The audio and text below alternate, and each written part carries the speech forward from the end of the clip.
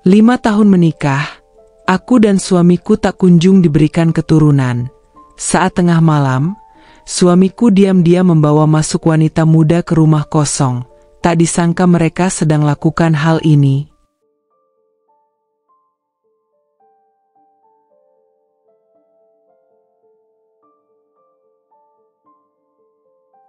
Namaku Anjani. Aku bukan perempuan yang mudah jatuh cinta. Bukan pula perempuan yang mudah percaya. Luka masa lalu membuatku belajar bahwa cinta bukan sekadar bunga-bunga manis di awal hubungan. Cinta butuh janji, butuh keberanian, butuh pengorbanan. Dan aku jatuh cinta pada Bayu, pria yang datang dengan masa lalu yang nyata. Duda, dengan seorang anak lelaki berusia 5 tahun bernama Dika. Pertemuan kami bukan yang luar biasa romantis. Kami bertemu di kantor pajak, ketika aku kebingungan mengurus pelaporan usahaku dan dia datang menawarkan bantuan, dengan senyum hangat dan tenang yang membuatku merasa ditenangkan. Awalnya biasa, tapi berlanjut jadi luar biasa. Obrolan kami menyambung. Candanya ringan, penuh perhatian, dan tak pernah ada hari tanpa pesan singkat darinya. Bayu, dengan caranya, membuatku merasa menjadi perempuan yang paling dimengerti di dunia. Hubungan kami berjalan setahun. Dan selama itu, aku hanya sekali melihat Dika, anaknya. Bukan karena Bayu merahasiakannya, tapi karena aku yang menghindar. Aku mencari 1000 alasan untuk tak ikut jika dia bilang, "Hari ini aku jemput Dika ya, mungkin kamu bisa ikut." Dan setiap kali pertanyaan itu datang, ada sesuatu dalam diriku yang berontak.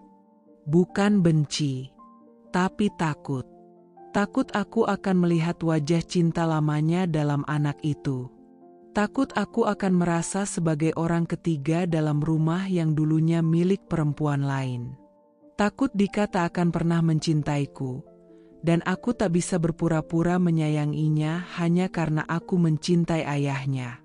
Tapi Bayu, dengan keteguhan dan kesabarannya, melamarku. Tepat di hari ulang tahunku yang ke-32. Di sebuah restoran pinggir danau, dengan lilin kecil di meja dan iringan biola dari kejauhan, dia menggenggam tanganku dan berkata, "Menikahlah denganku, Anjani. Aku janji akan menjagamu, mempercayaimu, dan mencintaimu seperti ini selamanya. Tapi, ada satu hal yang harus kau tahu. Aku ingin Dika tinggal bersama kita." Detik itu, dunia terasa melambat. Bayu menatapku dalam, seolah menantang ketakutanku. Aku menatap kembali, berusaha tersenyum, tapi bibirku bergetar. "Aku butuh waktu," jawabku lirih. Bayu mengangguk. Tapi aku tahu, jawaban itu tak sepenuhnya memuaskannya. Malam itu, aku tak bisa tidur. Aku memandangi cincin perak di jari manisku. Cincin yang seharusnya membuatku bahagia, kini justru seperti beban yang menekan dada. Mataku berkaca-kaca. Bukan karena tak mencintai Bayu, tapi karena aku tak bisa mencintai seluruh dirinya. Dan Dika adalah bagian dari dirinya yang tak bisa kulepaskan. Aku tahu, sejak awal aku harus siap dengan semuanya. Tapi ternyata, hati ini belum cukup luas untuk menerima anak dari cinta yang pernah ia miliki bersama perempuan lain. Aku mencoba berbicara pada Mama. Seorang perempuan yang sudah menikah 30 tahun dengan ayahku yang keras kepala dan sulit ditebak. Apa aku jahat? Ma, kalau aku takut jadi ibu sambung. Mama menatapku lama, sebelum akhirnya menjawab dengan suara tenang, "Kamu bukan jahat, tapi kamu belum siap. Dan itu bukan dosa, Jan. Tapi kamu harus jujur pada dirimu sendiri. Jangan menikah karena cinta saja. Karena setelah janur melengkung, yang kau hadapi bukan hanya suamimu, tapi seluruh dunianya. Aku mengangguk pelan. Kata-kata mama seperti palu yang mengetuk-ngetuk kesadaranku. Dunia Bayu bukan hanya aku, tapi juga Dika. Dan aku tahu, aku harus memilih, menerima seluruh dunia Bayu, atau melepasnya sama sekali. 2 minggu sebelum pernikahan, kami mengadakan pertemuan keluarga. Bayu membawa Dika. Itu pertama kalinya aku bertemu langsung dan duduk bersama anak itu. Dika pendiam. Wajahnya mirip Bayu. Tapi ada sepasang mata kecil yang menusukku, mata ibunya, mungkin. Anak itu menatapku dengan penasaran, lalu duduk di pangkuan neneknya. Aku mencoba mendekatinya, menyapa dengan suara ceria yang kupaksakan. "Hai, Dika. Kamu suka es krim?" Dika hanya mengangguk pelan. Tidak menjawab. Aku melirik Bayu, berharap ada bantuan. Tapi Bayu tersenyum dan berkata lembut, pelan-pelan. Dia butuh waktu juga. Waktu. Kata yang sama. Yang selalu datang tapi tak pernah cukup. Malam setelah pertemuan itu, kami bertengkar. Untuk pertama kalinya. Aku nggak tahu bisa atau enggak. "Yu," ucapku lirih di telepon. Aku merasa aku akan gagal jadi ibu. Aku bahkan belum bisa bicara dengan anakmu dengan baik. Karena kamu belum mencoba cukup keras. Jan. Kamu selalu menghindar setiap kali aku ajak bertemu Dika. Kamu mencintaiku, tapi kamu bahkan belum membiarkan hatimu mengenal anakku. Aku terdiam. Dan saat itu, aku merasa seperti perempuan egois yang hanya ingin mencintai pria tanpa tanggung jawab yang datang bersamanya. Bayu menarik napas. Lalu berkata, "Kalau kamu nggak bisa menerima Dika, jangan paksakan. Aku nggak mau kamu menikah karena terpaksa. Tapi kamu harus tahu, Dika adalah anakku. Dan aku nggak akan pernah memisahkan hidupku dari dia." Lagi-lagi, kata-kata Bayu menghantamku seperti gelombang. Aku menunduk, menangis dalam diam. Seminggu sebelum hari pernikahan, aku mengajak Bayu bertemu. Di taman kecil tempat kami dulu sering duduk bersama di awal hubungan. "Aku mau coba, Yu," kataku sambil menatap matanya. "Bukan karena aku yakin akan langsung berhasil. Tapi karena aku cinta kamu, dan aku gak ingin cinta ini cuma berhenti di altar." Bayu menghela napas lega. Memelukku. Lama. Dan saat itulah aku tahu, aku baru saja mengambil langkah paling berat dalam hidupku. 3 hari sebelum janur melengkung, aku dan Bayu membawa Dika jalan-jalan ke kebun binatang. Awalnya kaku. Tapi lama-kelamaan, Dika mulai bertanya. Tertawa. Bahkan menarik tanganku saat melihat rusa makan dari telapak tangan pengunjung. "Bisa pegang, Tante Anjani?" katanya malu-malu. Jantungku berdebar. Ini pertama kalinya dia menyebut namaku. Aku tersenyum, mengangguk. Lalu dengan gemetar, kubiarkan tanganku menyentuh tangannya yang kecil, membantunya memberi makan rusa. Dan saat itu, untuk pertama kalinya, aku merasa mungkin aku tidak akan gagal. Mungkin ada ruang di hatiku yang sedang belajar mencintai anak dari cinta yang pernah ada. Malam sebelum pernikahan, aku berdiri di depan cermin, mengenakan kebaya putih yang telah kusiapkan sejak 2 bulan lalu. Rambutku disanggul rapi. Di belakangku, Mama memandangi bayanganku sambil tersenyum. "Kamu siap, Jan?" Aku menatap bayangan diriku, lalu mengangguk. "Masih takut?" Aku tersenyum tipis. Masih. Tapi aku belajar bahwa cinta sejati bukan tentang siapa yang kita pilih, tapi tentang siapa yang kita perjuangkan, meski kita takut. Mama memelukku. Kamu sudah jadi perempuan hebat, Anjani. Hari pernikahan tiba. Janur kuning melengkung di depan pintu. Tamu-tamu berdatangan. Musik lembut mengalun. Dan di pelaminan itu, aku berdiri di samping Bayu, pria yang kupilih, dengan seluruh masa lalunya. Saat bersalaman, Dika datang dengan setelan kecil warna coklat. Ia memeluk pinggangku, lalu berkata pelan, "Sekarang tante jadi ibu, ya?" Aku menahan air mata, menunduk, memeluknya, dan membisikkan, "Iya, nak, ibu sambungmu. Tapi cintaku akan utuh." 5 tahun berlalu sejak hari aku bersanding di pelaminan bersama Bayu. Sejak janur itu melengkung dan mengikat kami dalam sebuah ikatan yang kusebut cinta, pengorbanan, dan harapan.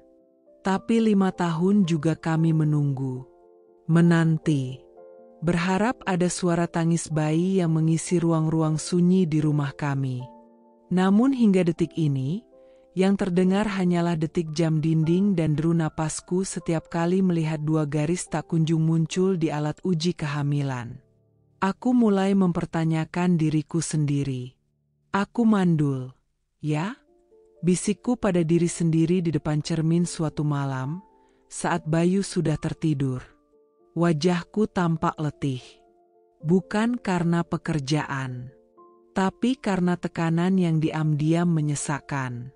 Setiap kali melihat teman sebaya memposting foto anak-anak mereka, ulang tahun pertama, langkah pertama, atau sekadar tawa lucu si kecil, aku merasa kosong.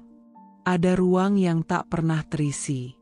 Ada luka yang tak pernah berdarah, tapi nyerinya nyata. Bayu tak pernah sekalipun menyalahkanku. Tapi justru itu yang membuatku semakin hancur. Karena diamnya seperti dinding. Tak marah, tak kecewa, tapi seolah membangun jarak yang tak kasat mata. "Aku bukan menyalahkan kamu, Jan," ucapnya suatu malam saat kami duduk di beranda. "Tapi mungkin kita harus lebih pasrah." Pasrah. Kata itu terdengar seperti menyerah di telingaku. Aku menggigit bibirku, menahan air mata. "Jadi kamu juga lelah menunggu?" tanyaku pelan. Bayu menatap langit, tak menjawab. Dan dalam diamnya itu, aku merasakan jarak yang lebih dingin dari sebelumnya. Bukan karena dia berubah, tapi karena aku mulai merasa tidak cukup. Aku mulai mendatangi dokter kandungan sendirian. Bulan pertama, hasilnya normal. Tidak ada masalah besar.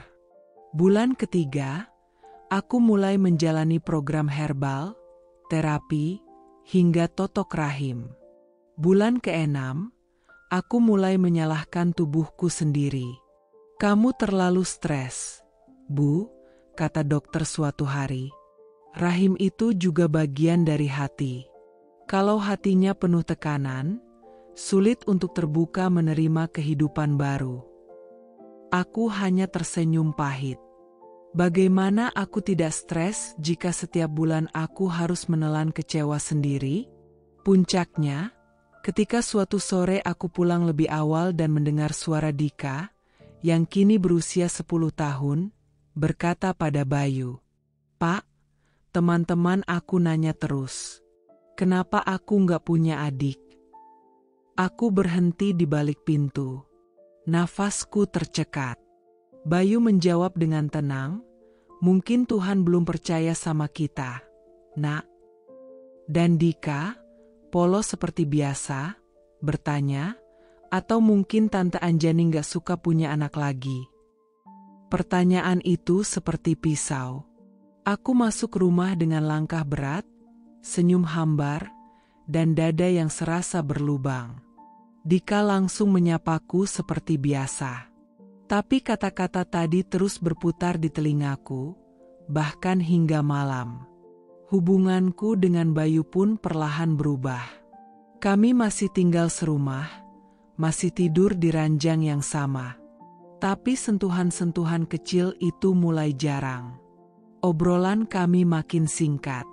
Bahkan makan malam kini lebih sering sunyi.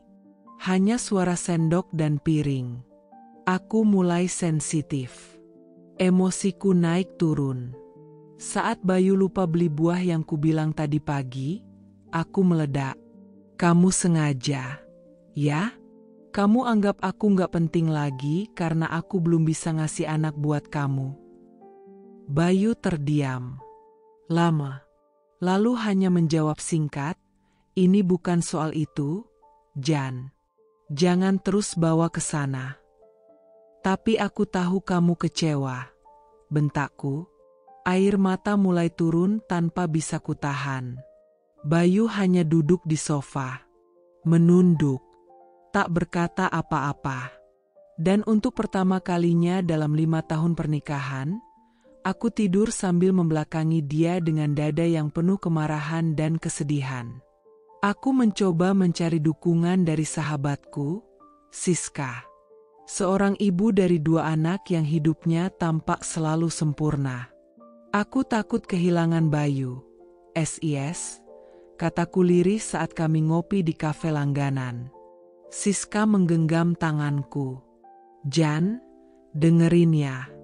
Kamu bukan mandul. Kamu cuma sedang diuji. Kadang perempuan terbaik itu diberi waktu lebih lama untuk jadi ibu. Karena Tuhan tahu dia akan menjadi ibu yang luar biasa. Aku terisak. Tapi aku nggak merasa luar biasa. Aku cuma rusak. Lirihku. Siska menatapku tajam. Kamu nggak rusak, Jan. Kamu cuma manusia. Dan kamu nggak harus terus menyiksa diri karena belum hamil. Coba ngobrol jujur lagi sama Bayu. Jangan biarin jarak ini makin luas. Aku mengangguk. Tapi aku tahu, mengobrol tidak semudah itu. Kadang, luka dalam hati terlalu dalam untuk bisa dijelaskan dalam kata. Sampai suatu hari, aku menemukan buku gambar Dika di meja ruang tamu. Iseng, aku membukanya. Di sana ada gambar keluarga. Bayu, Dika, dan seorang perempuan. Tapi bukan aku. Bukan dengan rambut panjang dan kacamata yang biasa kupakai. Gambarnya menunjukkan perempuan lain. Dengan rambut lurus sebahu dan gaun biru. Aku tahu siapa dia.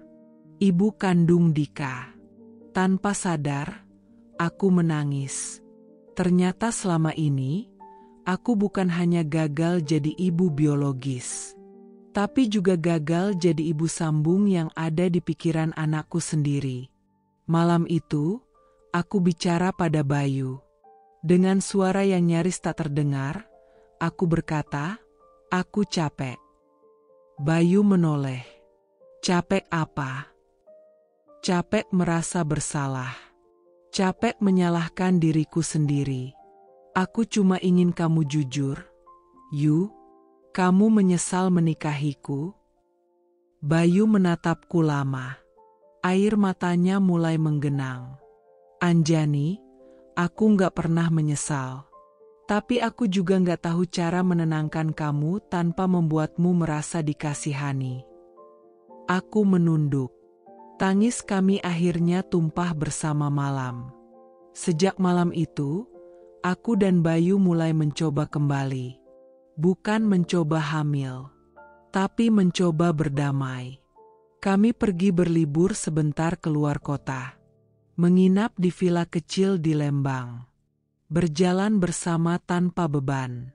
Menonton film di kasur sambil memeluk Dika. Kami mulai bicara lagi. Tentang hal-hal kecil. Tentang masa lalu kami. Tentang harapan. Dan aku belajar satu hal. Menjadi ibu bukan selalu soal melahirkan. Kadang, menjadi ibu dimulai dari mendengar, dari hadir, dari menerima bahwa tak semua hal bisa digenggam dalam waktu yang kita tentukan. Tapi tentu, ini belum akhir dari ujian kami.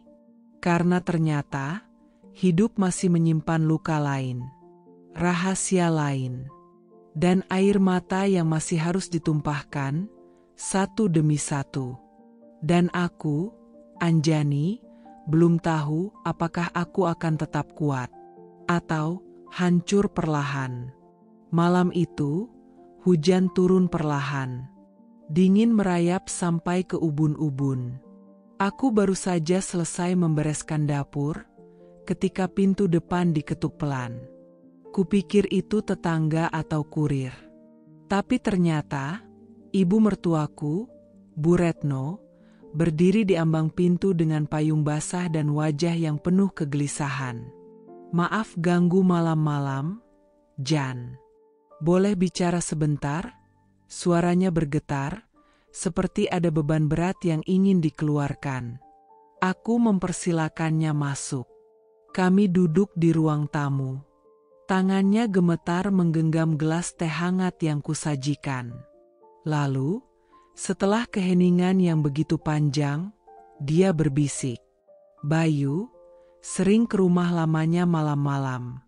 Sama perempuan muda." Dunia seperti berhenti berputar. Aku tak langsung bicara. Napasku tercekat. Jantungku mendadak berdebar cepat. "Apa maksud ibu?" tanyaku, nyaris tak terdengar. Bu Retno menatapku, penuh rasa bersalah. "Maaf, Jan. Ibu pikir kamu harus tahu. Sudah 3 kali ibu lihat dia datang ke rumah lamanya. Dan ada perempuan muda, pakai daster, keluar dari pintu belakang. Ibu kira awalnya mungkin cuma bersih-bersih. Tapi tiap malam Jumat, selalu ada mobil yang sama parkir." Aku menggigit bibir. Berusaha keras tidak menangis. Tapi di dalam kepalaku, semuanya mulai runtuh. Semua momen manis, semua janji suci yang dulu dia ucapkan, semua pelukan hangat yang menguatkanku saat aku merasa tidak berguna, semuanya kini berdiri di ujung jurang. Aku tidak langsung menuduh. Aku tak ingin jadi istri yang mudah termakan gosip, even dari ibu mertuaku sendiri. Tapi keraguan itu, seperti racun yang diam-diam merembes ke dalam hatiku. Dan sejak malam itu, tidurku tak pernah benar-benar nyenyak lagi. Besoknya, aku bangun pagi lebih awal dari biasanya. Kutatap wajah Bayu yang tertidur di sebelahku. Tampak tenang. Wajah pria yang dulu membuatku jatuh cinta. Wajah yang sama yang membuatku mempertaruhkan segalanya. Bahkan melawan diriku sendiri untuk mencintai anak dari perempuan lain. Tapi kini, wajah itu mulai asing. Ada jarak yang tak bisa kujelaskan. Aku diam-diam mulai mencatat, mengamati, merekam. Bayu bilang ada rapat malam, aku catat jam keluar dan pulangnya. Dia bilang lembur di kantor, aku cek stempel parkirnya. Setiap kali dia ke kamar mandi, aku diam-diam mengecek HP-nya. Tapi nihil, tak ada jejak mencurigakan. Bersih, terlalu bersih. Dan itu justru semakin membuatku curiga. Karena Bayu bukan pria yang biasa terlalu rapi dalam menyembunyikan sesuatu. Suatu malam, ketika dia bilang, "Aku ke kantor bentar, ada yang urgent." Aku diam. Tapi kali ini aku ikut keluar rumah. 5 menit setelahnya. Dengan mobilku sendiri. Lampu dimatikan. Jarak aman. Dan benar. Dia tak ke kantor. Mobilnya berbelok ke arah perumahan lama. Rumah yang dulu ditinggalinya bersama mendiang istrinya. Rumah itu seharusnya kosong. Tak berpenghuni. Tapi malam itu, lampunya menyala. Dan dari kejauhan, kulihat seseorang keluar membuka gerbang kecil. Seorang perempuan muda. Rambut tergerai, memakai daster tipis dan sendal rumah. Perempuan itu menyambut Bayu dengan senyum dan pelukan. Darahku seperti berhenti mengalir. Aku tak bisa menggerakkan tangan. Mataku membelalak, tak percaya. Tapi semua terjadi di depan wajahku sendiri. Bayu, suamiku, memeluk perempuan lain di malam hari. Aku pulang tanpa mengejarnya. Tak ada air mata malam itu. Hanya kehampaan. Hanya tubuhku yang terasa ringan, seperti melayang tanpa tujuan. Di kamar, aku duduk di tepi ranjang. Diam. Mata menatap kosong pada dinding. Bayu pulang 1 jam kemudian. Wajahnya santai. Ia mencium keningku. Aku hanya mematung. Maaf lama. Rapat molor. Aku hanya tersenyum tipis. Lalu aku masuk kamar mandi, dan untuk pertama kalinya sejak menikah, aku muntah tanpa alasan. Entah karena mual, syok, atau mungkin karena hatiku sudah mulai membusuk oleh kebohongan. Keesokan harinya, aku tak bisa berpura-pura lagi. Kuceritakan semua pada sahabatku, Siska. Dia selingkuh. SIS, kataku dengan suara parau. Aku lihat dengan mataku sendiri. Dia peluk perempuan itu di rumah lamanya. Siska membelalak. Ya Tuhan, Jan, kamu yakin itu bukan cuma temannya? Temannya yang pakai daster? Tengah malam? Di rumah kosong yang tak pernah lagi ia sebutkan selama ini. Siska menunduk. Tak bisa berkata-kata. Aku cuma ingin tahu satu hal. SIS. Kenapa? Bisikku lirih. Apa karena aku nggak bisa ngasih dia anak?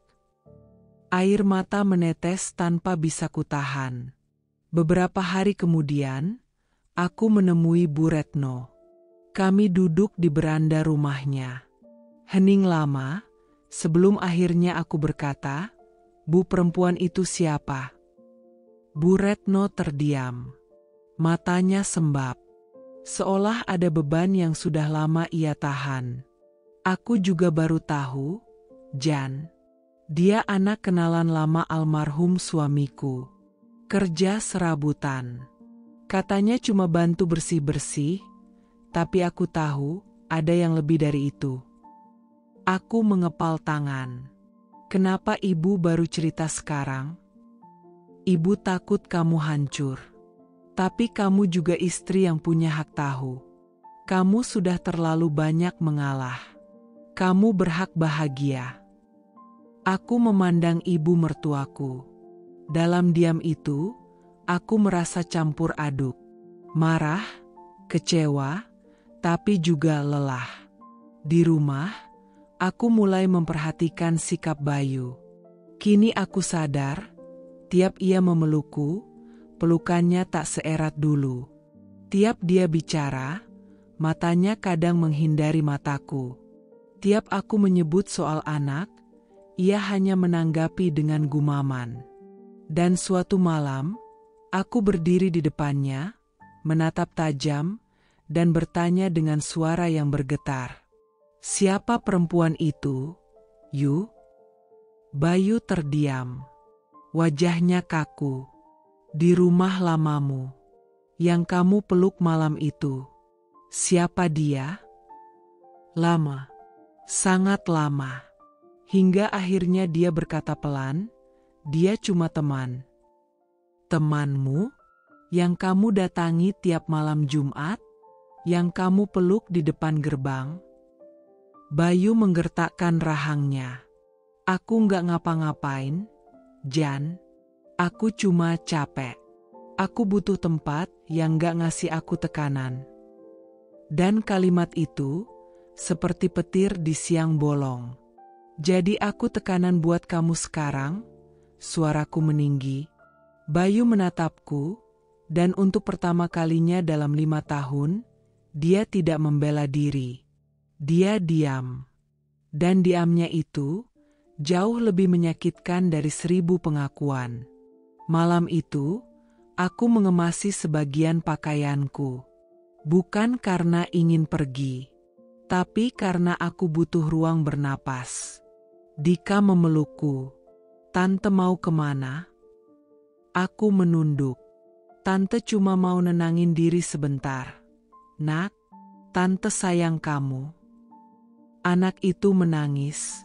Dan itu adalah bagian yang paling menghancurkan dari semuanya. Aku tak pernah lagi benar-benar tidur nyenyak sejak malam itu. Ada rasa dingin yang selalu membangunkanku di tengah malam. Entah karena angin dari jendela atau mungkin hanya hembusan kecemasan yang tak kunjung reda. Dan di tengah malam-malam itu, aku mulai memperhatikan sesuatu. Lampu rumah lama Bayu. Rumah itu memang tak jauh dari rumah kami sekarang. Hanya terpaut 1 blok. Dan jika aku membuka gorden kamarku sedikit, aku bisa melihat lantai atas rumah itu dari celah jendela. Dan entah sejak kapan, aku mulai menyadari lampunya kerap menyala tengah malam. Bahkan kadang, hampir dini hari. Awalnya kupikir aku salah lihat. Tapi malam berikutnya, dan malam berikutnya lagi, aku kembali melihat cahaya itu. Kadang hanya di lantai bawah, kadang berpindah ke lantai atas.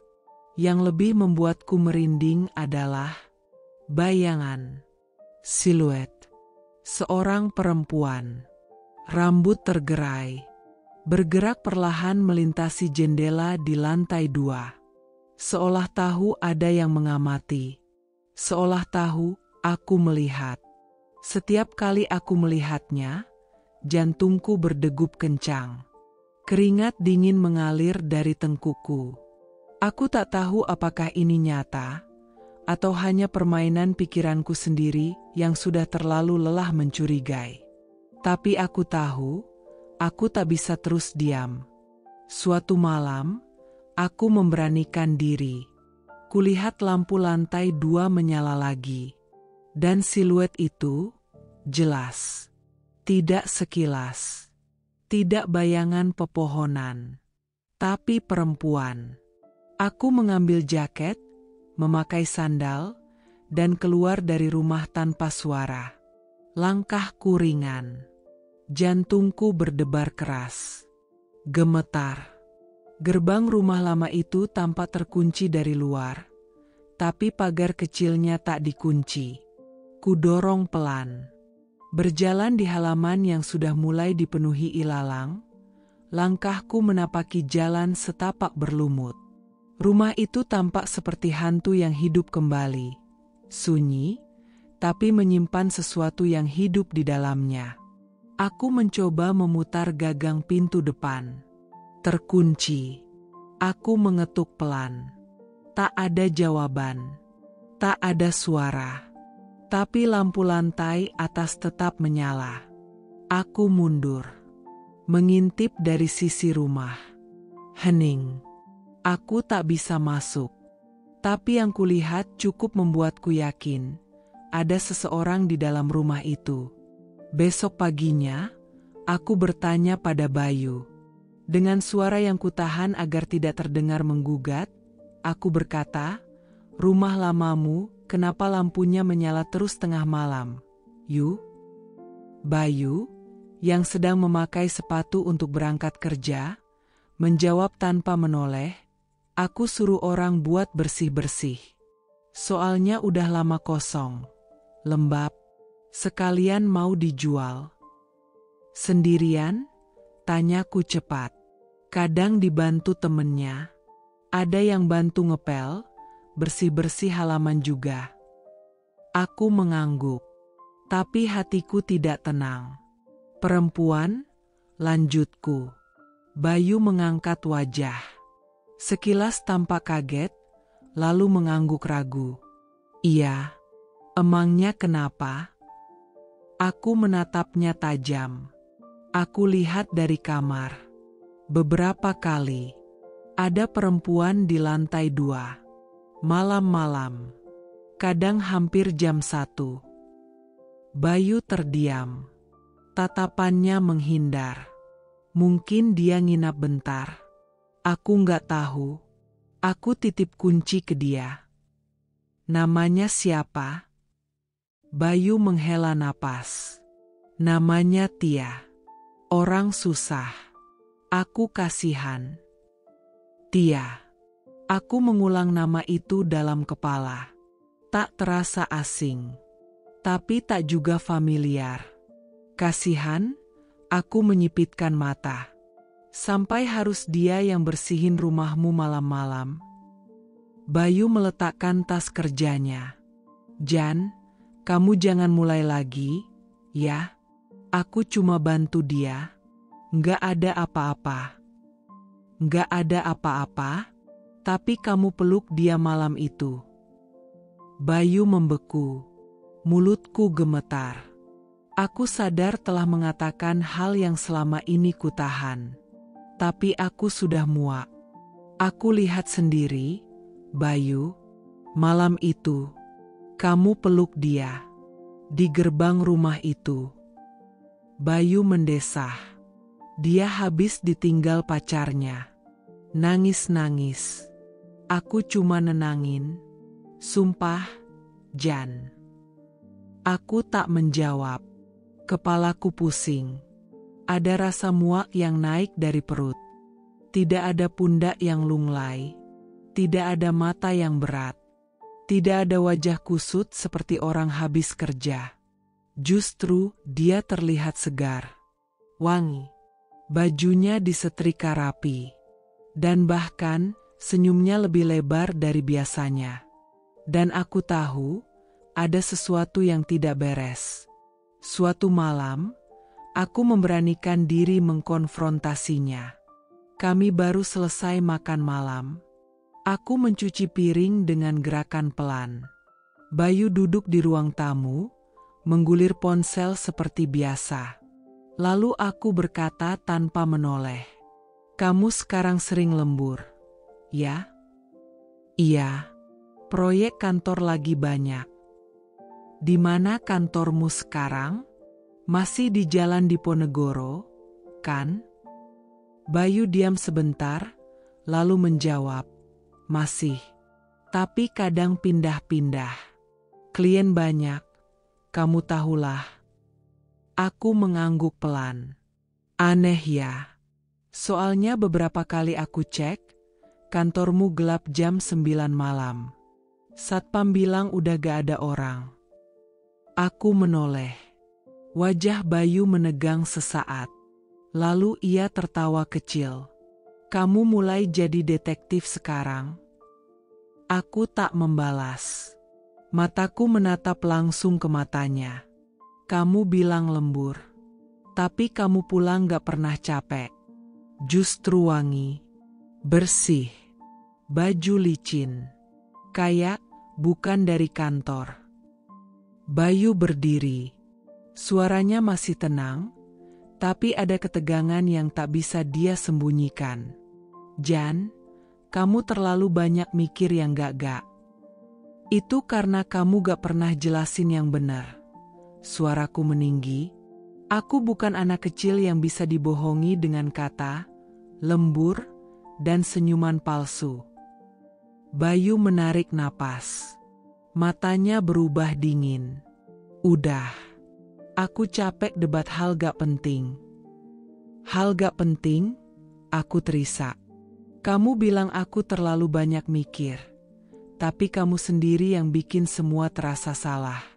Kamu yang berubah, Bayu. Kamu yang bikin rumah ini kayak tempat persinggahan, bukan rumah. Bayu menghela napas panjang dan masuk ke kamar tanpa menoleh. Meninggalkanku berdiri di dapur, menggenggam sisa air mata yang belum sempat jatuh.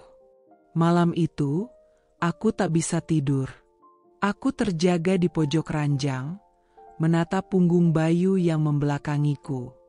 Dulu, Setiap kali aku sulit tidur, dia akan menggenggam tanganku dan membisikkan, "Tenang, aku di sini." Tapi malam ini, tak ada genggaman. Tak ada kata. Hanya diam, dan dinding yang menjulang tinggi di antara kami.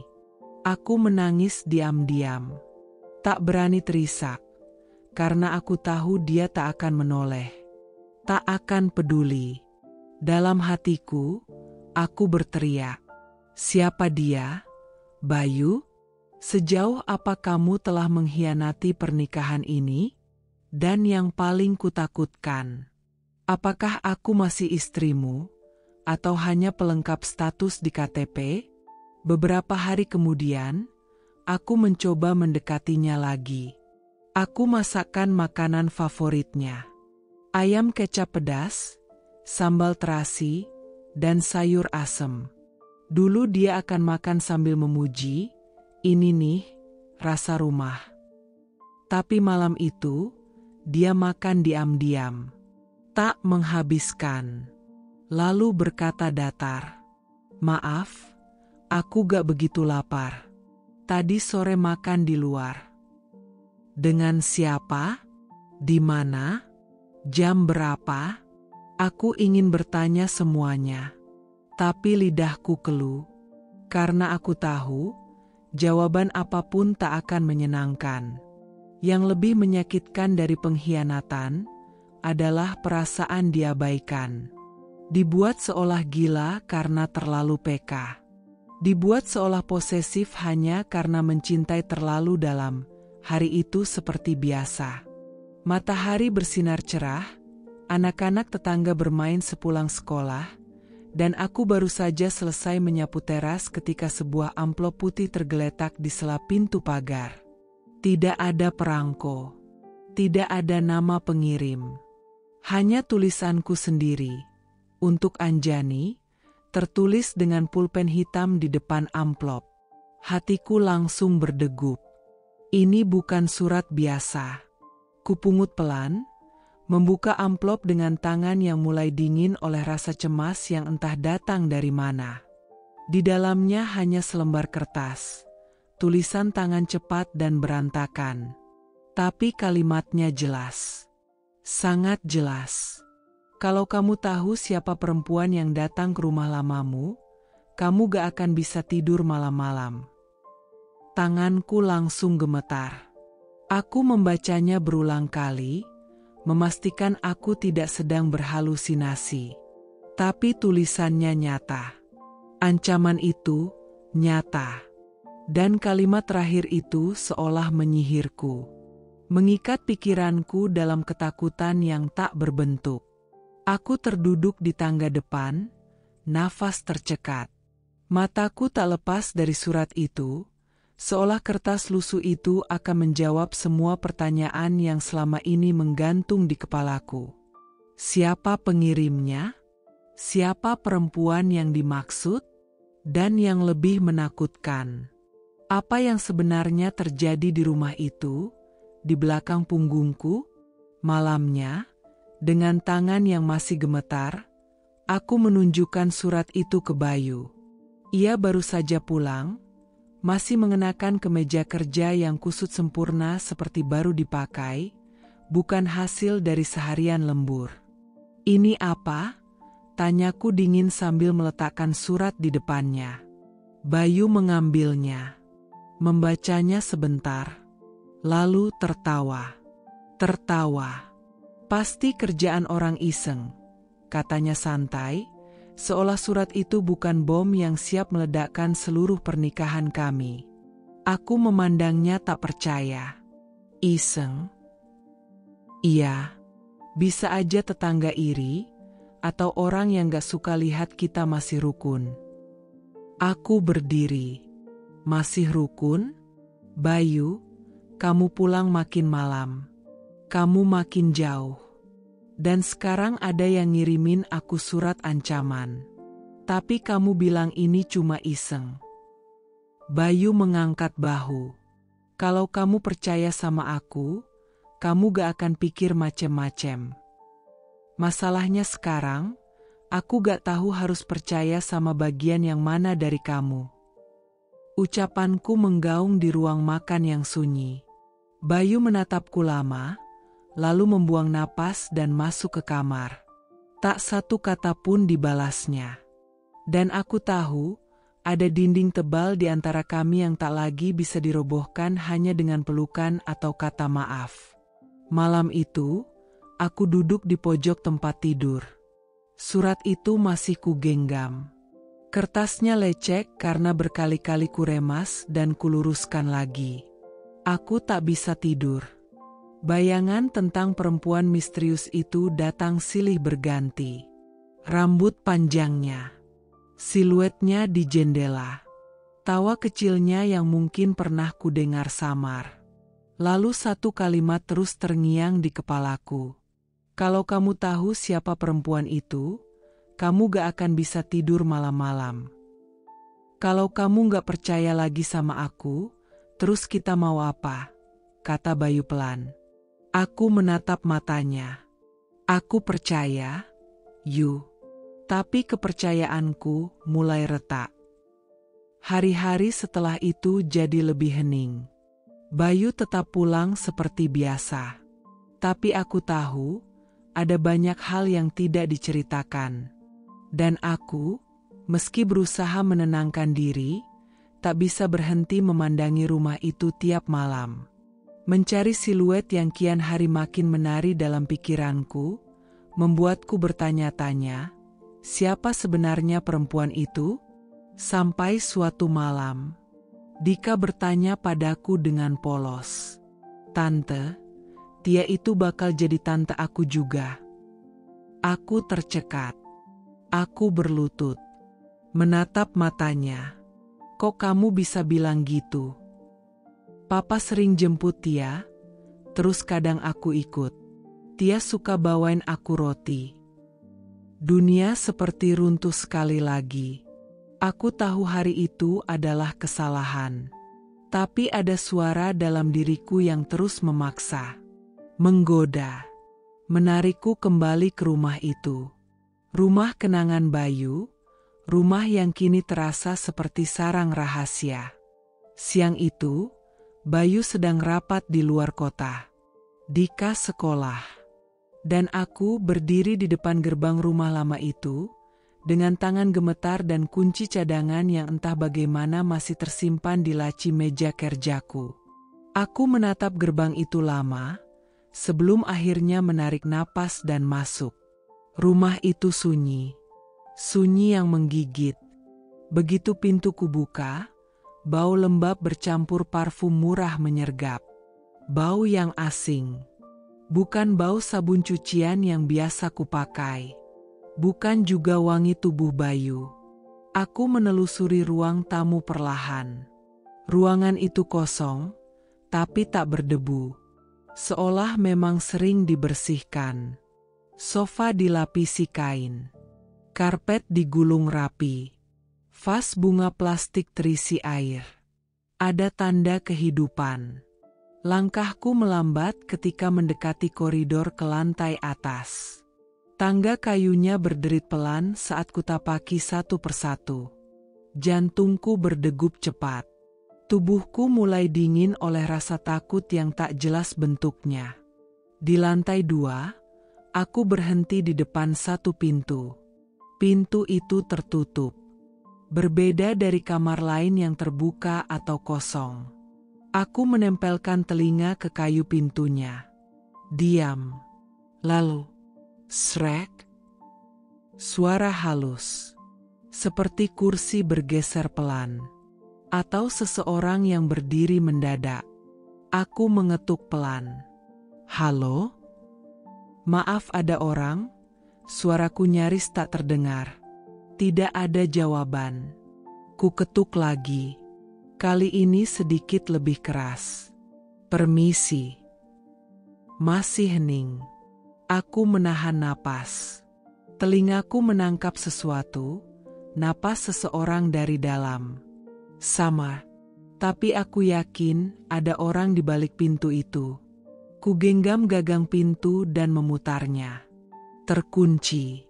Kutempelkan telingaku lagi. Dan kali ini, aku yakin. Ada langkah pelan. Menjauh. Siapapun di dalam, saya cuma mau tahu kamu siapa. Ucapku dengan suara bergetar. Tidak ada balasan. Aku berdiri di sana selama hampir 5 menit. Menunggu, berharap, takut, dan marah bercampur menjadi satu. Akhirnya aku menyerah. Aku turun perlahan. Tapi sebelum keluar rumah, aku sempat melirik ke meja makan kecil di sudut dapur. Ada 2 cangkir. Satu masih basah. Ada sisa kopi di dasarnya. Yang satu kosong. 2 orang. Dan hanya aku yang masuk hari ini. Aku pulang dengan dada sesak. Di mobil, aku nyaris tak bisa mengemudi dengan benar. Tanganku gemetar di setir, air mata jatuh satu-satu tanpa suara. Apa yang kulihat? Siapa yang bersembunyi? Dan mengapa? Bayu tak pernah cerita tentang kamar itu. Pikiran buruk mulai memenuhi benakku. Apakah perempuan itu tinggal di sana? Apakah Bayu menyewakan kamar diam-diam? Atau lebih parah, apakah dia menyembunyikan hubungan gelap di rumah yang dulu saksi cintanya dengan istri pertama? Malam harinya, aku tidak berkata apapun pada Bayu. Tapi aku mencatat semua. Kamar di lantai 2 terkunci. Suara kursi bergeser. 2 cangkir kopi. Bau parfum perempuan. Tidak ada jejak pembersih rumah. Dan diam. Yang sangat mencurigakan. Aku mencoba mengalihkan pikiran dengan menyibukkan diri. Memasak lebih rajin. Mencuci piring berkali-kali. Tapi semua itu tak bisa menutup fakta. Aku hidup dengan seseorang yang mungkin menyembunyikan bagian gelap hidupnya. Di malam yang sama, aku mendengar suara Bayu menelepon di balkon. Suaranya pelan. Tapi aku sempat mendengar sepenggal kalimat. Jangan keluar dulu. Nanti makin ribet. Tubuhku menegang. Aku kembali ke kamar pura-pura tidur. Dan malam itu, untuk pertama kalinya sejak menikah, aku bermimpi buruk. Aku terjebak di rumah yang semua kamarnya terkunci, dan dari balik pintu, terdengar suara perempuan tertawa sinis, memanggil nama suamiku berulang kali. Esoknya, aku kembali ke rumah itu. Tapi kali ini, semua lampu mati. Pintu terkunci rapat. Jendela tertutup. Tak ada suara. Seolah semuanya cuma hayalan. Tapi aku tahu, aku tidak gila. Ada seseorang di balik pintu itu.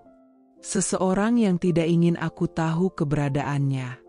Dan Bayu, suamiku, tidak hanya menutup pintu itu dari luar, tapi juga mulai menutup hatinya dariku. Sejak kejadian kamar yang terkunci itu, aku seperti hidup dalam rumah yang tak lagi terasa rumah. Bayu tetap tersenyum, tetap mencium keningku tiap pagi, tetap memanggil namaku dengan lembut. Tapi aku tahu, senyum itu palsu. Sama palsunya seperti keheningan yang dia rawat setiap kali aku mencoba bertanya. Ia mulai sering, lembur. Kalimat yang dulu hanya terdengar 1-2 kali dalam sebulan, kini nyaris setiap malam keluar dari mulutnya. Maaf ya, Jan. Lembur lagi, katanya sambil mengenakan jam tangan dan menyemprotkan parfum ke lehernya. Parfum itu baru. Bukan yang biasa dia pakai. Aromanya manis, bunga-bungaan, terlalu feminim bahkan untuk pria seperti Bayu. Aku mencatat semuanya, seperti orang gila. Hari, jam, cara dia bicara, bahkan ekspresinya. Tapi yang paling membuatku tersedak adalah ketika dia pulang larut malam, dan saat dia masuk kamar. Dia tidak tampak lelah. Tanganku langsung gemetar. Aku membacanya berulang kali, memastikan aku tidak sedang berhalusinasi. Tapi tulisannya nyata. Ancaman itu nyata. Dan kalimat terakhir itu seolah menyihirku. Mengikat pikiranku dalam ketakutan yang tak berbentuk. Aku terduduk di tangga depan, nafas tercekat. Mataku tak lepas dari surat itu, seolah kertas lusuh itu akan menjawab semua pertanyaan yang selama ini menggantung di kepalaku. Siapa pengirimnya? Siapa perempuan yang dimaksud? Dan yang lebih menakutkan, apa yang sebenarnya terjadi di rumah itu, di belakang punggungku? Malamnya, dengan tangan yang masih gemetar, aku menunjukkan surat itu ke Bayu. Ia baru saja pulang, masih mengenakan kemeja kerja yang kusut sempurna seperti baru dipakai, bukan hasil dari seharian lembur. "Ini apa?" tanyaku dingin sambil meletakkan surat di depannya. Bayu mengambilnya, membacanya sebentar, lalu tertawa. Tertawa. "Pasti kerjaan orang iseng," katanya santai, seolah surat itu bukan bom yang siap meledakkan seluruh pernikahan kami. Aku memandangnya tak percaya. "Iseng?" "Iya, bisa aja tetangga iri, atau orang yang gak suka lihat kita masih rukun." Aku berdiri. "Masih rukun? Bayu, kamu pulang makin malam. Kamu makin jauh. Dan sekarang ada yang ngirimin aku surat ancaman. Tapi kamu bilang ini cuma iseng." Bayu mengangkat bahu. "Kalau kamu percaya sama aku, kamu gak akan pikir macem-macem. Masalahnya sekarang, aku gak tahu harus percaya sama bagian yang mana dari kamu." Ucapanku menggaung di ruang makan yang sunyi. Bayu menatapku lama, lalu membuang napas dan masuk ke kamar. Tak satu kata pun dibalasnya. Dan aku tahu, ada dinding tebal di antara kami yang tak lagi bisa dirobohkan hanya dengan pelukan atau kata maaf. Malam itu, aku duduk di pojok tempat tidur. Surat itu masih kugenggam. Kertasnya lecek karena berkali-kali kuremas dan kuluruskan lagi. Aku tak bisa tidur. Bayangan tentang perempuan misterius itu datang silih berganti. Rambut panjangnya, siluetnya di jendela, tawa kecilnya yang mungkin pernah kudengar samar. Lalu satu kalimat terus terngiang di kepalaku. "Kalau kamu tahu siapa perempuan itu, kamu gak akan bisa tidur malam-malam." Apa maksudnya? Apakah aku mengenalnya? Apakah perempuan itu bukan orang asing? Keesokan harinya, aku mencoba mencari tahu lebih jauh. Aku kembali ke rumah lama Bayu. Tapi kali ini siang hari, dan aku pastikan tak seorang pun tahu aku datang. Saat masuk ke halaman rumah, mataku langsung tertuju pada jendela kamar yang terkunci waktu itu. Tirainya berganti. Bukan tirai lama yang pudar, tapi tirai baru, pink pucat dengan motif bunga kecil. Terlalu manis. Terlalu perempuan. Aku mengitari rumah. Semuanya tertutup rapat. Tapi saat ku tengok dari sela jendela dapur, aku melihat sepatu wanita di pojok rak. Ukurannya kecil. Bukan milikku. Bukan milik pembantu. Siapa yang tinggal di sini? Dan kenapa Bayu menguncinya dariku? Aku kembali pulang dengan perasaan semakin kalut. Sore harinya, aku mendatangi Bu Retno, ibu mertuaku. Aku membawa surat itu, meminta kejelasan. Tapi wajah Bu Retno justru berubah pucat saat membacanya. "Ibu tahu sesuatu?" tanyaku pelan. Bu Retno menggigit bibir. Tangannya gemetar. "Ibu gak bisa bicara banyak, Jan." "Kenapa?" "Karena ibu tahu siapa dia." Ibu mertuaku mengalihkan pandangan. Dia bukan cuma perempuan lain, Jan. Tapi, dia masa lalu yang gak selesai. Aku tak paham. Apa maksud ibu? Tapi Bu Retno hanya berdiri dan masuk ke dalam kamar. Meninggalkanku di ruang tamu, menggenggam surat yang rasanya semakin membakar tanganku. Malam itu, aku tahu hidupku sedang dipermainkan oleh rahasia yang ditutup rapat-rapat. Dan surat tanpa nama itu hanyalah awal dari luka yang lebih besar. Karena lebih mengerikan dari diselingkuhi, adalah dikhianati oleh orang yang kau kira paling kau kenal. Dan aku, Anjani, mulai meragukan malam itu aku tak bisa duduk diam. Surat tanpa nama itu, sikap Bayu yang makin aneh, dan perasaan dihantui oleh keberadaan perempuan misterius itu, semuanya menumpuk, mendesak dadaku seperti batu besar yang tak bisa kuhentikan. Kupandangi jam dinding. Hampir pukul 10 malam. Bayu bilang ia sedang di kantor. Lembur. Lagi-lagi lembur. Tapi naluriku menjerit, dia bohong. Aku mengambil kunci mobil dengan tangan gemetar. Memakai sweater tipis. Tanpa alas kaki yang rapi. Aku tak peduli. Malam ini aku akan cari tahu sendiri. Aku akan melihat dengan mata kepala sendiri. Mobilku berhenti tak jauh dari rumah lama Bayu. Mesin aku matikan. Lampu mobilku biarkan mati. Aku bersembunyi dalam gelap. Dan benar saja, 5 menit kemudian, sebuah mobil sedan putih berhenti tepat di depan gerbang rumah itu. Bayu keluar dari dalam. Langkahnya tenang, santai, seolah rumah itu adalah tempat dia pulang setiap malam. Tanganku menggenggam setir begitu keras, hingga buku-bukuku memutih. Bayu membuka gerbang, masuk ke rumah. Lampu teras menyala. Lalu ruang tamu. Bayangannya terlihat bergerak di balik jendela. Lalu, seorang perempuan muda datang. Naik motor, memakai jaket jeans, rambut panjang digerai. Dia turun sambil membawa kantong plastik. Lalu mengetuk pintu.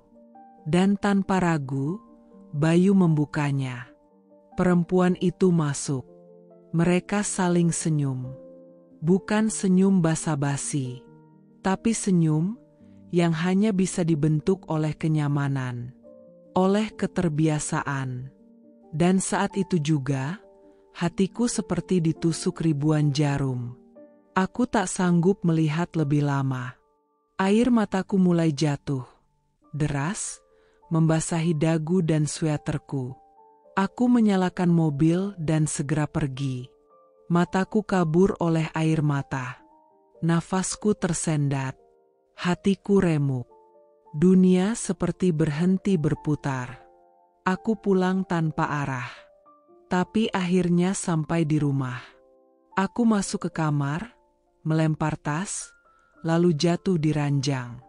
Dan di sanalah aku pecah. Aku menjerit. Menangis sekuat yang bisa kutahan selama ini. Aku menggigit ujung bantal, menjambaknya, menyobek sarung bantal dengan tangan. Tangisku pecah, seperti bendungan yang jebol tanpa peringatan.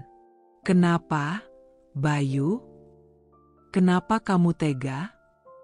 Kupukul kasur berulang kali, tubuhku menggigil oleh amarah, kecewa, dan kehancuran yang tak bisa dijelaskan dengan kata-kata. Semua yang kupendam selama ini, ketakutan, keraguan, rasa terbuang, malam itu meledak tanpa bisa kubendung. Aku berjalan ke cermin, menatap wajahku sendiri, pucat, mata sembab, rambut berantakan. Perempuan di cermin itu bukan lagi Anjani yang dulu. Dia adalah bayangan dari istri yang dikhianati, oleh cinta, oleh janji, oleh semua harapan yang dikubur hidup-hidup. Dia bilang ini cuma teman. Dia bilang cuma bantu bersih-bersih. Dia bilang aku terlalu mikir yang gak-gak. Dan malam ini, semua kebohongan itu runtuh dalam satu adegan sederhana. Bayu membuka pintu, dan perempuan itu masuk. Aku duduk di lantai. Punggungku bersandar di sisi tempat tidur. Tangisku sudah tak berbunyi. Hanya air mata yang terus mengalir. Hening. Tapi di dalam diriku, badai baru saja dimulai. Bayu tak sekadar selingkuh. Dia membangun dunia lain. Sebuah rumah lain. Dengan perempuan lain. Dan aku cuma istri sah yang dijaga citranya di depan umum, tapi perlahan disingkirkan dalam diam. Sejak malam itu, semuanya berubah. Bayu berubah. Rumah kami berubah. Dan aku, seolah jadi hantu yang berkeliaran di antara dinding yang tak lagi hangat. Bayu pulang seperti biasa, tapi tak lagi menyapaku dengan ciuman. Ia makan tanpa menanyakan kabar. Ia tidur membelakangi. Ia bangun pagi tanpa pamit atau memeluk. Dan yang paling menyakitkan, ia tak lagi melihatku. Aku bisa berdiri di hadapannya dengan mata sembab, rambut berantakan, dada penuh sesak oleh luka, tapi dia hanya lewat. Tanpa suara, tanpa tanya. Seakan aku tak ada. Seakan aku cuma bayangan yang menghalangi jalannya ke kamar mandi. Hubungan kami membeku. Bahkan udara pun terasa berat di antara kami. Kami hidup di rumah yang sama, tapi tidak dalam kehidupan yang sama. Dia seperti tinggal di satu dimensi, dan aku terperangkap di dimensi yang tak terlihat. Suatu pagi, aku mencoba menyapanya. "Yu, kamu ada waktu minggu depan? Kita mungkin bisa pergi sebentar. Keluar kota?" Bayu hanya menjawab tanpa menoleh, sambil merapikan jasnya. "Lihat nanti." Lalu pergi. Begitu saja. Hatiku seperti diremukan pelan-pelan. Bukan karena dia berteriak. Bukan karena dia kasar. Tapi karena dia tak lagi peduli. Lebih dari kemarahan, yang paling membunuh adalah sikap dingin itu. Tatapan kosong. Tanggapan seperlunya. Keheningan yang semakin lama semakin menyesakkan. Aku berdiri di depan jendela ruang tamu malam itu. Menatap keluar. Hujan turun gerimis. Lampu jalan menyala samar. Dan dalam keheningan itu, aku bertanya pada diriku sendiri. Apa aku terlalu cemburu pada bayangan? Apa semua ini hanya perasaanku saja? Apa mungkin aku yang terlalu berlebihan? Aku berjalan ke kamar, melewati ruang makan yang tak lagi pernah digunakan bersama. Dapur yang dulu penuh tawa, kini hanya dipenuhi suara panci dan sendok yang sunyi. Aku masuk kamar. Bayu tertidur membelakangiku. Aku duduk di tepi ranjang, mengamati punggungnya. Aku ingin menyentuhnya, ingin bertanya, ingin marah, ingin memeluk, ingin menangis. Tapi yang kulakukan hanya memandangi, diam-diam, sambil menahan tangis yang kembali naik ke tenggorokan. Bayu yang dulu penuh kelembutan, kini menjadi pria asing. Dan aku hanya wanita yang tak tahu lagi harus menunggu atau melepaskan. Beberapa kali aku mencoba menulis surat untuk Bayu. Ku coret, ku tulis ulang. Ada surat berisi kemarahan. Ada surat berisi pengakuan luka. Ada surat yang berisi 2 kata, "Aku pergi." Tapi tak satu pun yang kukirim. Karena meski hatiku sudah nyaris hancur, ada satu bagian dariku yang masih bertahan. Bagian kecil yang masih berharap bahwa Bayu akan menoleh. bahwa dia akan sadar, bahwa dia akan memilihku kembali. Meski segalanya sudah retak, aku lelah hanya berdiam dan menangis. Lelah menjadi istri yang hanya bisa menatap punggung suaminya dan menebak-nebak isi hatinya sendiri. Lelah menyusun kemungkinan demi kemungkinan tanpa satupun kepastian. Malam itu, setelah makan malam yang lagi-lagi sepi dan dingin, aku duduk di kamar sambil menggenggam ponsel. Jari-jariku gemetar. Tapi kali ini bukan karena takut, melainkan karena tekad. Aku membuka percakapan dengan adik sepupuku, Lila, seorang gadis berusia 20-an, masih kuliah, dan selalu mendukungku diam-diam sejak awal pernikahanku mulai retak. Lil, aku butuh bantuanmu. Tak butuh waktu lama untuknya membalas. Malam itu juga, Lila datang ke rumah dengan jaket hoodie dan tas selempang kecil. Kami duduk di ruang tamu yang sepi. Aku menjelaskan rencanaku, menggunakan nomor Lila untuk mengirim pesan kepada Bayu dengan nama samaran. Pesannya dibuat seperti perempuan yang sedang menggoda, melihat apakah Bayu terpancing. Aku ingin membuktikan, bukan hanya pada diriku sendiri, tapi juga agar aku punya alasan untuk berhenti atau bertahan. Lila ragu. Kamu yakin mau kayak gini? Aku mengangguk. Kalau aku terus dibutakan, aku bisa gila, Lil. Malam itu kami susun pesan dengan hati-hati. Tak vulgar, hanya manis dan cukup memancing. Pesan pertama dikirim pukul 10 malam. Hai, Mas Bayu. Ini aku, temannya Rika. Kita pernah ketemu waktu itu. Boleh kenalan lebih jauh? Pesan dikirim. Kami menunggu. 30 menit. 1 jam. Tak ada balasan. Keesokan harinya, pukul 10.17 pagi, ponsel Lila berbunyi. 1 balasan dari Bayu. Lila menyerahkan ponselnya padaku dengan wajah tegang. Aku membaca cepat, dan hatiku terasa dicabik. Maaf, aku sudah punya istri. Istri yang sering salah sangka, tapi tetap setia. Aku pulangin senyumnya. Tanganku gemetar. Kalimat itu seolah baik, tapi menyakitkan. Istri yang sering salah sangka. Bayu tidak terpancing, ya, tapi dia juga tidak menepis dugaan yang sebenarnya. Ia memilih merendahkanku dengan cara yang elegan. Membuatku terdengar seperti perempuan yang terlalu cemburuan, terlalu curiga. Padahal, semua kecurigaan itu tumbuh dari tindakannya sendiri. Aku menatap layar ponsel lama sekali, mencoba membedah kalimat itu. Apakah itu bentuk cinta, atau bentuk penolakan dengan balutan kepura-puraan? Lila memegang tanganku. Jan, kamu gak salah.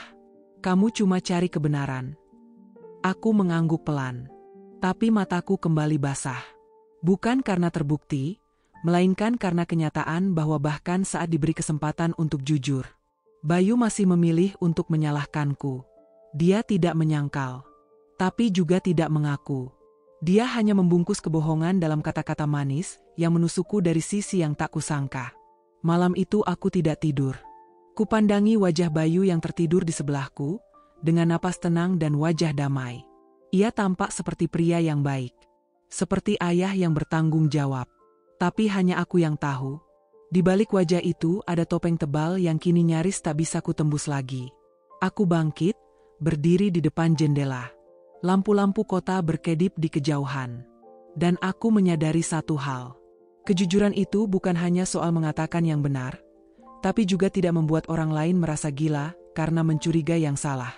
Aku, Anjani, perempuan yang mencoba membuktikan bahwa luka ini bukan hanya imajinasi. Tapi dunia seolah terus menekan, menyuruhku diam, menyuruhku bersabar, menyuruhku terus percaya, tanpa bukti. Dan mungkin itulah bentuk pengkhianatan yang paling kejam. Ketika seseorang membuatmu meragukan instingmu sendiri, Membuatmu merasa bersalah karena terlalu mencintai, terlalu ingin tahu, terlalu takut kehilangan. Padahal, yang sebenarnya hilang adalah dia yang dulu pernah berjanji untuk setia. Hari itu siang biasa. Matahari menyengat, suara pengamen sayup dari ujung gang, dan aku sedang menyiram bunga ketika bel rumah berbunyi. Kutengok dari balik tirai. Seorang perempuan muda berdiri di depan gerbang. Cantik, putih, rambut panjang lurus terurai. Pakaiannya rapi, sederhana, tapi jelas dia tahu bagaimana cara membuat orang terpikat. Jantungku langsung berdetak tak karuan. Ada sesuatu yang langsung membuat tubuhku kaku. Aku buka pintu pagar dengan tangan dingin. "Ibu Anjani ya?" Suaranya lembut, ramah. Tapi bagiku, itu seperti racun yang dibungkus madu. "Iya," jawabku dingin. "Aku mau ketemu Mas Bayu." "Dia ada?" Dadaku seperti dihantam palu. Nada suaranya menyebut nama suamiku dengan keakraban yang tak bisa disembunyikan. Mataku menyapu sosoknya dari atas ke bawah. Dia tidak gelisah, tidak gugup, tidak seperti orang yang tahu bahwa dia salah alamat. Sebaliknya, dia berdiri dengan percaya diri, dengan senyum lembut yang, entah kenapa, membuatku ingin meneriaki langit. Ini dia, ini perempuan itu, yang datang malam-malam ke rumah lama, yang masuk saat pintu dibuka Bayu, yang disembunyikan dalam senyuman palsu suamiku. Dan sekarang, dia berdiri di hadapanku, menanyakan suamiku, dengan wajah manis seolah kami ini sahabat. Aku tak menjawab. Langkahku cepat. Tanganku spontan menarik rambutnya. Kujambak dia. Dia terkejut, teriak. Tapi aku tak peduli. Seluruh emosiku yang selama ini kupendam tumpah dalam detik itu juga. "Kamu perempuan kurang ajar. Kamu tahu dia suamiku? Dan kamu masih berani datang ke rumahku?" Dia menangis. "Bu, saya cuma gak." "Tutup mulutmu." Kudorong tubuhnya keluar pagar. Dia limbung, hampir jatuh. Tangisnya pecah. Tapi aku sudah kehilangan kendali. "Kamu pikir dengan wajah cantik kamu bisa ambil laki orang seenaknya?" Dia menggeleng-geleng. Air matanya mengalir. Tapi aku tak sudi melihatnya menangis. Tangisnya membuatku tambah muak. Karena itu bukan tangis penyesalan, tapi tangis yang terlambat. Para tetangga mulai melongok dari jendela. Tapi aku tak peduli. Aku sudah terlalu sering memendam. Sudah terlalu sering dibilang, istri yang terlalu curiga.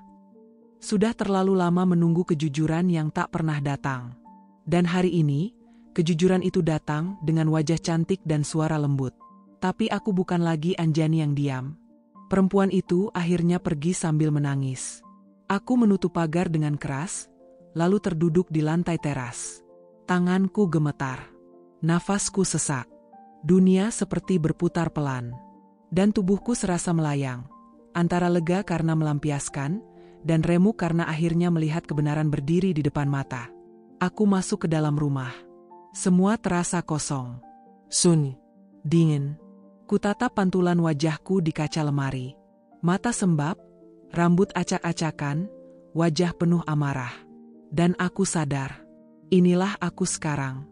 Istri yang dipermainkan. Perempuan yang kehilangan ketenangan karena mempertahankan cinta yang tak tahu diri. Sore itu, Bayu pulang seperti biasa. Begitu melihat wajahku, dia tahu ada yang terjadi. Tapi aku hanya berkata satu kalimat. "Tamu kamu tadi datang." Sudah aku terima dengan sangat baik. Bayu diam. Wajahnya kaku. Tapi matanya bicara. Dia tahu. Dia sadar. Tapi seperti biasa, dia tak punya nyali untuk mengaku. Pintu rumah terdorong terbuka keras. Bayu muncul di ambang pintu, dengan napas terengah dan mata penuh amarah. "Anjani, apa yang kamu lakukan?" Suaranya menggema di seluruh rumah.